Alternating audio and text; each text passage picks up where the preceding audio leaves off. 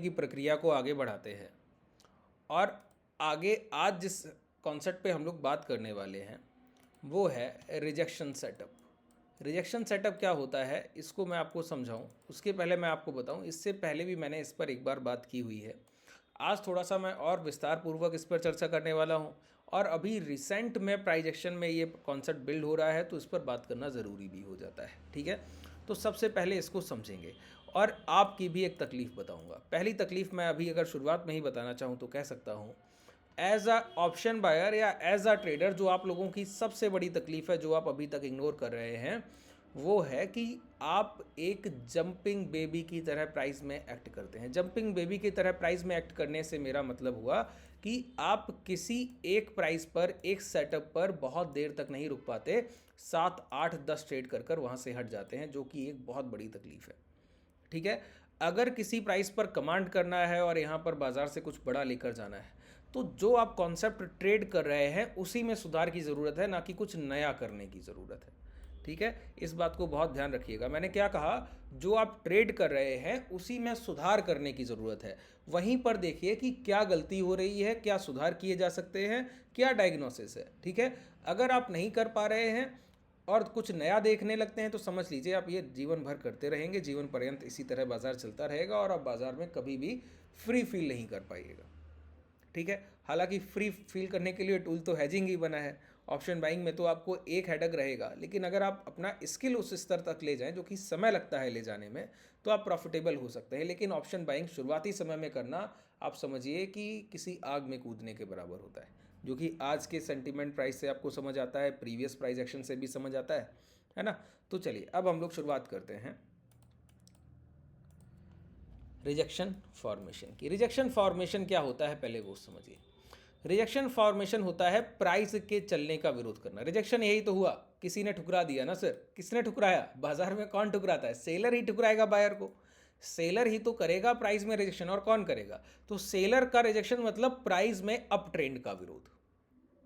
अच्छा, up trend का विरोध कई एक तरीकों से होता है। अप ट्रेंड का विरोध कई एक तरीकों से होता है। उसमें से एक तरीका होता है कि प्राइस रुका रहे और ऊपर बढ़ने ही ना दिया जाए तो वहीं से गिरा दिया जाए। दूसरा होता है एक चलते हुए प्राइस को गिरा देना। ठीक है, जो पहले जा रहा था ऊपर लेकिन अब नहीं जाने देंगे। ठीक है, तीसरा है कि पिछली बार जहां से गिराया गया वहीं से दोबारा गिराया जाएगा। तो ये सारे रिजेक्शन सेटअप्स होते हैं। इनमें से आज हम लोग जो बात करने वाले हैं वो बात करेंगे प्राइस में रिजेक्शन सेटअप जो बेस्ट बनते हैं वो बनते हैं नियर बाई रेजिस्टेंस। रेजिस्टेंस का मतलब वही रिजेक्शन एरिया, जो एक जोन बनता है जहां से प्राइस पहले गिरता है वहीं। दूसरा बनता है नियर बाई सपोर्ट। अच्छा, यहाँ पर आप लोग बोलेंगे सपोर्ट और रेजिस्टेंस पर बने रिजेक्शन सेटअप्स को कैसे ट्रेड करें, तो इतना बड़ा सेशन तो मैं यहाँ पर नहीं कर सकता, लेकिन हाँ उसका एक पार्ट ज़रूर कवर अप कर सकता हूँ। ठीक है, तो मैं आपको बता रहा हूँ कि जब प्राइस में रिजेक्शन सेटअप बनता है तो बनता कैसे है, दिखता कैसे।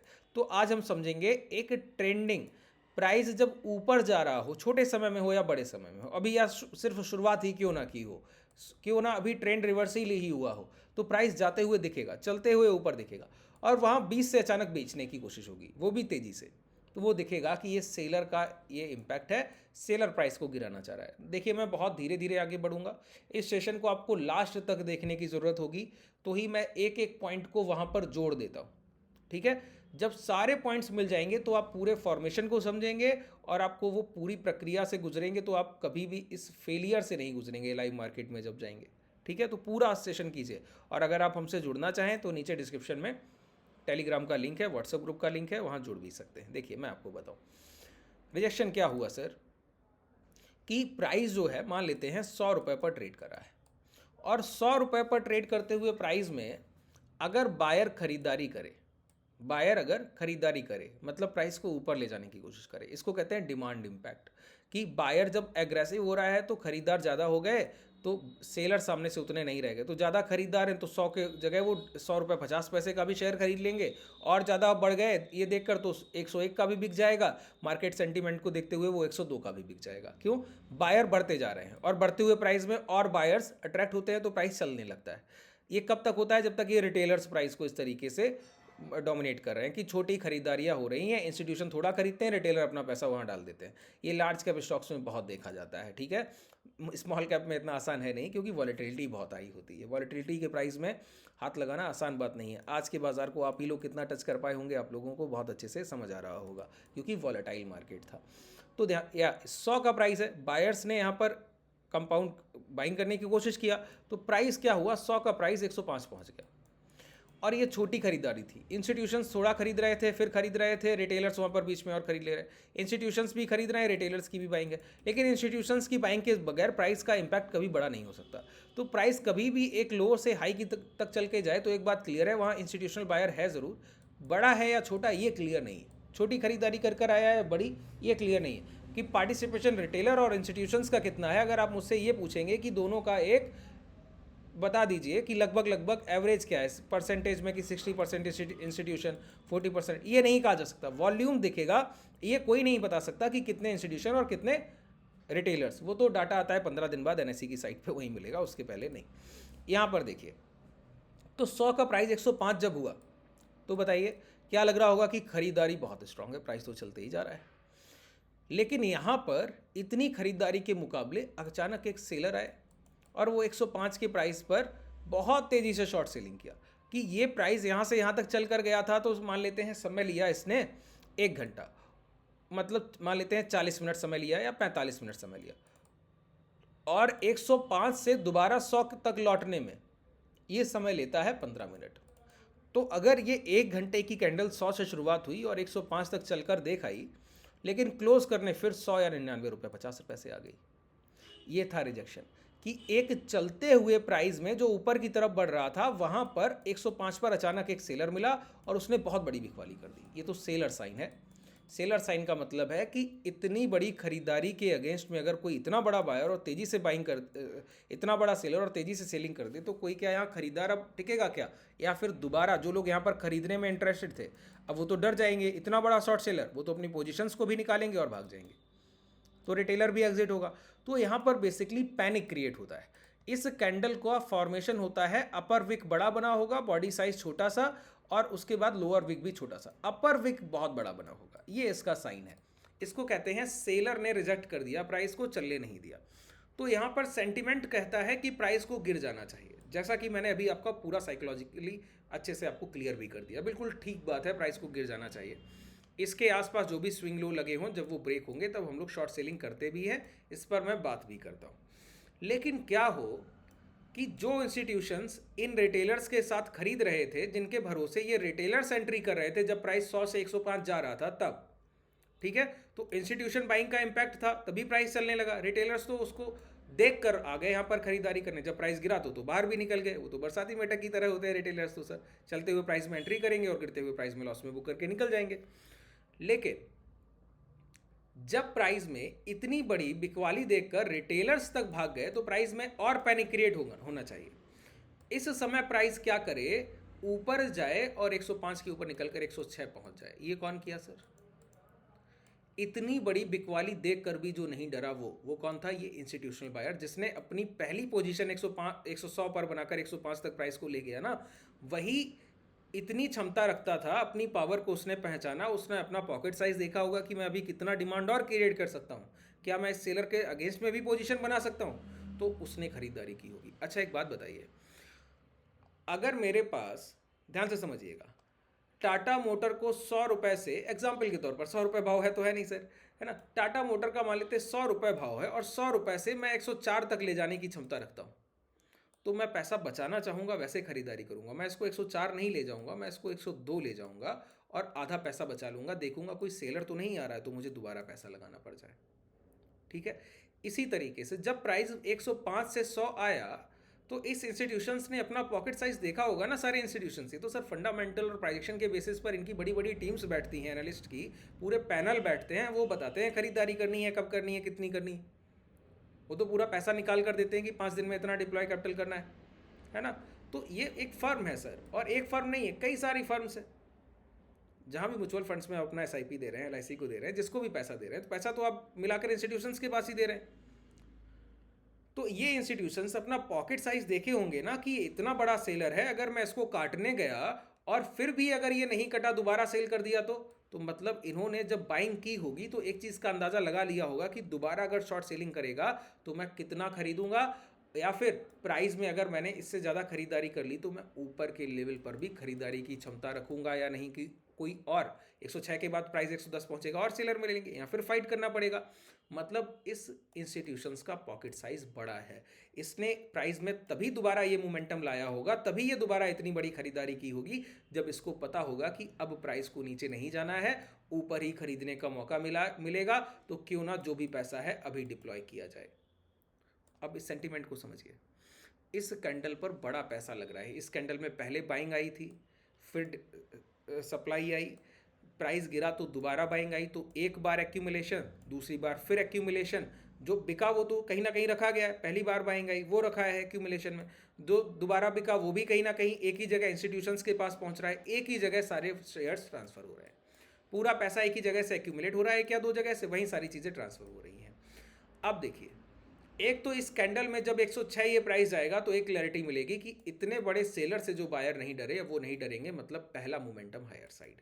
जो प्राइस 105 को ब्रेक किया वो 110 भी जाएगा, 115 भी जाएगा। ये एक बुलिश सेटअप हुआ, जो मैंने आपको पूरा ये प्राइस एक्शन बताया। जब हाई ब्रेक हो जाए अगर इस कैंडल के, लो ब्रेक होने की बजाय, तो ये एक बुलिश प्राइस एक्शन है। यहाँ पर प्राइस कन्फर्मेशन के साथ चल कर जाता है, सिर्फ चल कर नहीं जाता है, कन्फर्मेशन के साथ तय है कि मोमेंटम देगा ही देगा। ठीक है, बात क्लियर हुआ। अच्छा, इसको देखना है, मैं दिखा दूंगा आपको, एक बार नहीं, दो बार देखिए, तीन बार देखिए, जहां जहां मन करे वैसे वैसे देखिए। देखिए यहां पर देखिए, सबसे पहले बड़ा करूं प्राइस को, ये मोमेंटम देखिए, प्राइस ऊपर बढ़ रहा था बढ़ रहा था बढ़ रहा था, बीच में सेलर मिल गए। सेलर ने क्या किया, चलती हुई कैंडल में एक बिकवाली कर दी। ये प्राइस यहां पर ओपन हुआ, यहां पर ओपन हुआ, ओपन होके 46,114 से चलकर गया 46,326, सेल किया, क्लोज कराया आकर 45,980। कितने बड़े शॉर्ट सेलर हैं, पहले यहाँ पर सेलिंग किया ना, इस वजह से ये शॉर्ट सेलर। अब बायर का यहाँ खरीद नहीं सकता था, वो प्राइस अगर ये लो ब्रेक हो जाते तो गिरना चाहिए था, लेकिन बायर क्या था, बहुत पॉजिटिव था, इसने ये हाई ब्रेक करा दिया सर। सोचिए, तो ये क्या रैली हुई, 46,300 का प्राइस पहुंच गया 47,600। ठीक है, और दिखाऊं मैं आपको, एक बार नहीं फिर से देखिए। ठीक है, जहां जहां आप बोलेंगे मैं वहां वहां आपको इस तरीके के प्राइजेक्शंस के, एक नहीं कई सारे कॉन्सेप्ट दिखा दूंगा सर, एक तो बहुत छोटी बात होती है। दोबारा आइए, यहाँ पर आइए, इस प्राइस में ये देखिए, प्राइस ऊपर जा रहा था, ऊपर जाते जाते यहाँ पर नीचे की तरफ आया और यहाँ क्लोज किया। अगली कैंडल नीचे ब्रेक डाउन करने जा रही थी, रिकवरी करके क्लोज किया, फिर इसको ब्रेक डाउन करने जा रही थी, लो ब्रेक ही नहीं किया, लौटा और फिर ये हाई ब्रेक कर दिया। हाई ब्रेक किया ना, सेलर से पूरी फाइट किया बायर, और फिर हाई ब्रेक किया। क्यों, वो प्राइस को ले जाना चाह रहे थे, वो पहले से खरीदारी कर रहे थे। हाई ब्रेक किया, मैंने कहा अब प्राइस नहीं रुकेगा, तो प्राइस 46,200 का प्राइस कहाँ पहुँच गया, 47,300 पे। ये मैंने एक पार्ट क्लियर किया इसका। ठीक है, एक पार्ट। अब मैं थोड़ा सा आगे बढ़ता हूँ, मैं बोलता हूं कि यही एरिया सबसे बेस्ट। अभी मैंने आपको बताया कि पहले एक खरीदारी हुई तो पैसा लगा, एक्यूमुलेशन हुआ, पैसा लगा होगा ना खरीदारी में, 100 से 105 प्राइस गया, फिर बिकवाली हुई तो उस बिकवाली को फिर खरीदना पड़ा, तो एक एक्यूमुलेशन एक बार हुआ ही था, डबल एक्यूमुलेशन, डिस्ट्रीब्यूशन के बाद फिर खरीदारी करनी पड़ गई। तो पहली बार खरीदारी जो खरीद कर रखी थी वो तो रखी थी अच्छी जगह, ये और उसमें एक्यूमुलेट हो गई। तो यहाँ पर जहाँ पर एक जैसा कैपिटल डिप्लॉय होना था, उस कैंडल में उसका 2 गुना कैपिटल डिप्लॉय हो गया इंस्टीट्यूशंस का। मतलब ये जितना स्ट्रॉन्ग सपोर्ट पहले था उससे कहीं ज़्यादा स्ट्रॉन्ग सपोर्ट अब हो गया है। तो जब ये प्राइस कभी भी एक इन्वर्टेड हैमर कैंडल के हाई निकलकर एक रैली दे, तो इस हाई को मार्क करके बैठिए। कब तक, ये अनटेस्टेड जोन है। अनटेस्टेड जोन समझते हैं, अनटेस्टेड जोन का मतलब हुआ जो वो बायर जिसने पिछली खरीदारी जिस स्तर पर अभी अभी आपने देखी कि की गई, वो बायर के पास अभी तक प्राइस लौट कर नहीं आया। अगर आएगा तो वो सबसे पहले खरीदारी की कोशिश करेगा, क्योंकि उसने पिछली बार यहाँ बहुत पैसा लगाया है, वो इस पैसे पर रिस्क नहीं लेगा। अब इससे बड़ा सेलर मिल जाए तो अलग बात है। इसका मतलब है जब भी प्राइस गिरते हुए अचानक से इस लेवल को टच करेगा तो यहाँ से एक पुल बैक कन्फर्मेशन के साथ है। अब ये कितना बड़ा होगा नहीं कह सकते, ये इस हाई को भी ब्रेक कर सकता है या फिर थोड़ा चलकर जाए अगर सेलर बड़े हुए दोबारा में ब्रेक करे। लेकिन अनटचड जोन पहली बार जब टच होगा, फर्स्ट टच पर, सबसे बेस्ट सपोर्ट एरिया ये प्राइस का होता है, सबसे बेस्ट। इसको अगर देखना चाहें तो अभी जो हम लोगों ने लेवल देखे, आज प्राइस ने इसी लेवल से आपको एक मार्किंग, ये मार्किंग ठीक है। अच्छा, इस पर हम लोग ट्रेड भी करते हैं। आज हमारे ट्रेडर्स लॉन्ग किया, इंट्राडे में गिरते हुए प्राइस में हम लोगों ने पुट ऑप्शंस को शॉर्ट किया, ठीक है, और स्ट्रेंगल भी बनाए। देखिए, आप लोग जहाँ लॉसेस बुक करते हैं, हमारे ट्रेडर वहाँ प्रॉफिट बुक करते हैं। सर इतना ही डिफरेंस है हेज करने वाले ट्रेडर्स में, ठीक है। आप अगर हमारे ट्रेडर्स के रिजल्ट देखना चाहें तो नीचे मैंने बताया डिस्क्रिप्शन में टेलीग्राम का लिंक है। जो हमारे ट्रेडर ट्रेड करते हैं उसके बाद उसका रिजल्ट मैं वहाँ पर पोस्ट करता हूँ कि क्या ट्रेड किया गया, तो वहाँ पर आपको लर्निंग भी मिलती है कि किस प्राइजेक्शन पर हम लोग कैसे रिएक्ट करते हैं, कैसे ट्रेड्स करते हैं, वो भी आप वहाँ पर देख सकते हैं ज्वाइन करके, ठीक है। देखिए, प्राइस क्या किया, डायरेक्ट आकर इनको टेस्ट किया, तो पहले ये ब्रेक नहीं कर रहे थे, इन्होंने ज़्यादा तेज़ी से कोशिश किया, इन्होंने उतना बड़ा रिफ्लेक्शन किया। क्यों? ये बड़े सेलर हैं, पिछली बार प्राइस को इतना ऊपर लेकर गए, आप डायरेक्ट आकर इनको ब्रेक नहीं कर सकते। अब यही सेलर, यही बायर अगर ये स्विंग हाई ब्रेक करा दे 46,800 47,000, तो ये प्राइस पूरी तरीके से पलट जाएगा और हायर हाइस के फॉर्मेशन में चला जाएगा। दूसरी बात, अगर ये सेलर अच्छे हैं तो 47,000 ब्रेक होने से पहले, 46,800 और 47,000 ब्रेक होने से पहले ये प्राइस गिरे और गिर कर ये लो ब्रेक कर दे 46,000 के, तो ये मोमेंटम डाउनवर्ड्स होगा, ये बायर यहाँ पर हार जाएगा इस बड़े सेलर से। तो ये अपनी पोजीशन से स्क्वायर ऑफ करेंगे तो बड़ा पैनिक क्रिएट हो जाएगा। तो जब तक 46,000 ब्रेक नहीं होता शॉर्ट नहीं करना है, जब तक 46,800 ब्रेक नहीं होता लॉन्ग नहीं करना है। ये जो जोन है इसको नो ट्रेडिंग जोन होते हैं। जब तक आप नो ट्रेडिंग जोन को नहीं समझ रहे हैं कि इसके बीच में क्या ट्रेड करना चाहिए, कैसा हेज बनाना चाहिए, तब तक आप कैसे पैसा कमाइएगा। नो ट्रेडिंग जोन का मतलब है कि बाइंग करने से बचिए। अगर जब तक आप स्किलफुल नहीं हैं, एक स्किल नहीं है, आपके हाथ में एक एज नहीं है बाइंग का, आप समझते नहीं हैं चीज़ों को, तब तक बाइंग नहीं कीजिए। अच्छी जगह बाइंग, अब मोमेंटम में कर रहे हैं तो ठीक है, यहाँ पर प्राइस हॉट जोन में, ठीक है, यहाँ से रिवर्सल होगा, मेक और ब्रेक लेवल सही है, तो प्राइस वॉलेटाइल होता है। ऐसी जगह पर आप ऑप्शन बाइंग करेंगे तो बड़ा पैसा बन भी जाएगा और बड़ा ही चला जाएगा, तो एंड रिजल्ट क्या है, बाइंग में लॉस है आपका, ठीक है। तो बच कर रही है। तो मैंने कहा नो ट्रेडिंग जोन मतलब 46,800 के ऊपर लॉन्ग देखने हैं, 40,000 के नीचे शॉर्ट देखने हैं, उसके पहले वेट कीजिए, धैर्य रखकर ट्रेड करना सीखिए। चलिए, अगर कोई डाउट रह गया हो तो नीचे कमेंट सेक्शन में बताइएगा। मैंने इन्वर्टेड हैमर, इसको टेक्निकल में कहते हैं इन्वर्टेड हैमर, इन्वर्टेड हैमर का एक कॉन्सेप्ट यहाँ पर छोड़ दिया है जिसको मैंने पहले सिखाया था। जिन लोगों को याद है, जिन लोगों ने इन प्रीवियस वीडियोस को देखा है, कमेंट सेक्शन में बताइएगा कि मैंने क्या बताया था। अगर आप लोग बता देंगे तो बहुत बेहतर है, मुझे अच्छा लगेगा, तो मैं और चीज़ें आपको सिखाने की कोशिश करूँगा। नहीं बता पाएंगे तो मैं तो फिर अगली वीडियो में बताऊँगा ही। चलिए, शुभ रात्रि, धन्यवाद।